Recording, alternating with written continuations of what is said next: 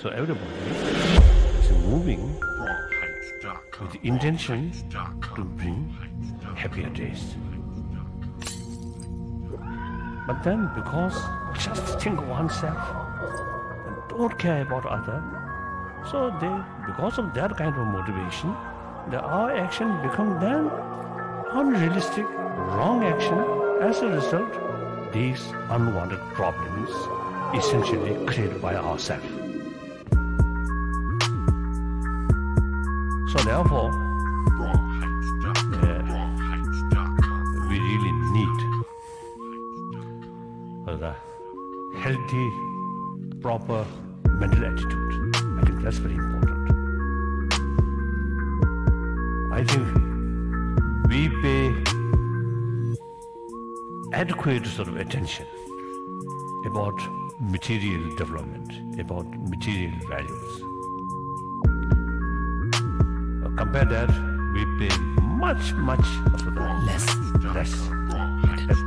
less attention about our inner value, about our mind. So therefore, now I think out of our past experience in 20th century, we invented many advanced things in technology with the help of science development. So, but sometimes some technology brings more fear, more anxiety.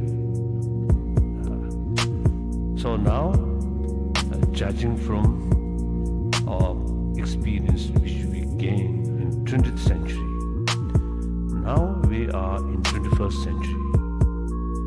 I think out of our past experience, now we have to think what is wrong.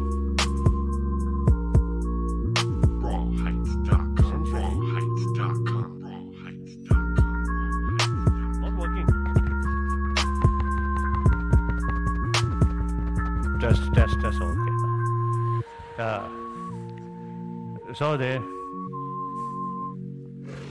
what I'm saying, I forget now. Oh, there's matter. It's matter. No mind.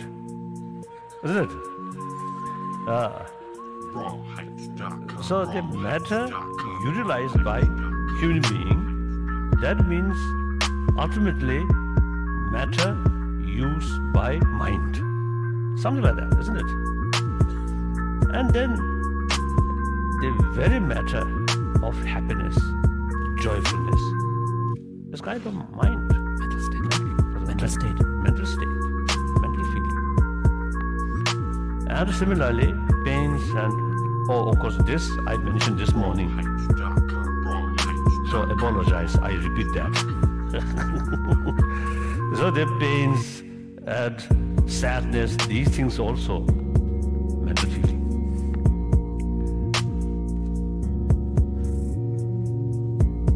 So, recently in Dharamsala, on our science meeting, I mentioned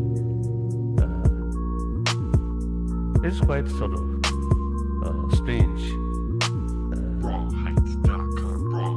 The very basis of pains and pleasure, that's mind.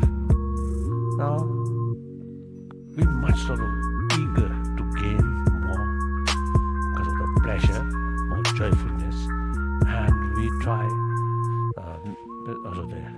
as much as we can reduce pains. But the pains and pleasure itself is mental states. But we neglect about what is mind. Obviously, I think many people, have same experience with good facility of material. You know, my first indoctrination to the real Navy was buds. So how'd that go, like getting to buds then, not being in the greatest shape and maybe not necessarily healthy? I wasn't in bad shape, but my body was broken. Because when you go from 297 to 191, you know, in that time period, and you're running, you're starting to break yourself. So I broke myself before I even got into Navy SEAL training. My first time going through BUD/S, I got to Hell Week, stress fractures, double pneumonia. I got rolled back day one, week one. Second time going through BUD/S, I actually fractured my patella before I got into Hell Week.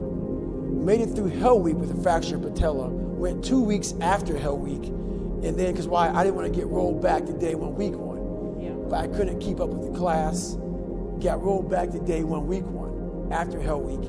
And then I went through my third time, and I graduated that class. We had a guy die in that third Hell Week, class 235. So that's kind of how it happened. So what did it mentally, what did that feel like to keep getting rolled back, keep going through Hell Week? Where did you go when you were doing that in your mind? What I started figuring out going through BUD/S was that the harder something is, the more it was challenging my mind. So I had to find different ways to stay in the fight. And in staying in the fight, it got me tougher and tougher and tougher. So I'm actually happy I went through 3 Hell Weeks. I never examined myself. As a human being, you got to examine yourself, and I guess the best place to examine yourself is Navy SEAL Hell Week. 3 times. So I got to examine myself a few times. So it started there. It started in Hell Week, and it's still going now at 43 years old. Once you graduated, after getting your trident, where did you go after that? I graduated August 2001, August 10th, 2001. And as we all know, less than a month later, September 11 happened, you know. So once that happened, my guys were going to airborne school. We got the word about it. I went to SQT, SEAL Qualification Training. And after that, I went right to SEAL Team 5. And then my second platoon, we got the call. We went to Iraq. I was at SEAL Team 5, Bravo Platoon again. Got the second call, went to Iraq. So that's kind of how it went down. I understand that you lost some friends in Operation Red Wings. What did that feel like to you? Being that I went through, I was in 3 Hell Weeks, I knew a lot of the guys. I knew every guy that died on the operation. So the story touched me so much, I wanted to find a way to raise money for their families. So I found the Special Operations Warrior Foundation. If you're a special operator and you die, it will give 100% tuition to your son or daughter to go to college. Great foundation. So now I gotta find something to do to raise money for it. So I started Googling all these different races. I found the Badwater 135. So it's a 135-mile run through Death Valley in the summertime. Had no idea about ultra running. I'm 250 pounds, I'm a big meathead. So here I am, calling the guy up on Wednesday. He goes, hey, you got qualified for this race. I go, how do you qualify? He said, you got to run 100 miles in 24 hours or less. I'm like, is that even possible? I haven't run over 20 miles the whole year. Yeah. Going through BUD/S, I started realizing that you have to learn to control your mind in these situations. So at mile 70, when I was in the worst shape of my entire life, I was able to draw on being calm. I was able to finish the race. What's your current daily workout routine? Like, say on a long day where you have plenty of time to just do whatever. Well, even if I don't have plenty of time, I get it in. Yeah, I make it. So I prioritize trying to win the battle in the morning. So I always win the battle in the morning. So I get up in the morning time, every morning I go for a run. That's the first thing I do every morning. Haven't taken a day off from running since December 2016. Every day, up in the morning. So I also stretch out every day for about 2 to 3 hours. Every day. I've missed 2 days in about 5.5, 6 years. So that's just my routine. And about 4 days a week, I'm in the gym hitting the weights. Because you know, you can't just be a runner. So this is every single day. The monotony of my life. But this is what builds discipline.